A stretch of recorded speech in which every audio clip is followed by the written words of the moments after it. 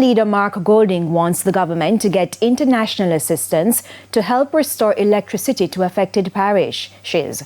Mr. Golding made the call while on a tour of Clarendon and areas in Kingston and St. Andrew, which were battered by Hurricane Beryl. Kirk Wright has that story. On Friday, opposition leader Mark Golding toured Clarendon, which is said to be one of the parishes most affected by Hurricane Beryl. He described the conditions in the community of Portland Cottage as frightening. Obviously, many boats have been damaged, boat engines. The shops and the shots on the beach have been destroyed, many of them. Nets and pots destroyed. This is the livelihood of the people.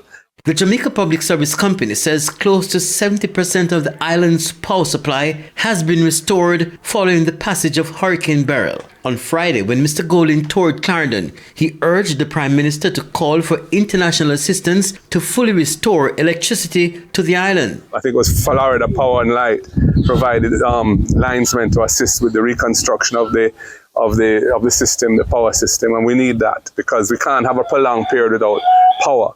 Back in Kingston, Mr. Golding went to the mustard seed communities on Maho Drive, where the perimeter wall to the premises collapsed, leaving the building compromised. Executive Director for the Mustard Seed Communities Jamaica, Darcy Toller-Williams, says the problem had existed for a year. Mr. Golding has called for the gully to be cleaned and the necessary remedial work to be done. But that may take a little time, but the cleaning of the gully must be done now because we're expecting more weather and we're just at the beginning of the hurricane season.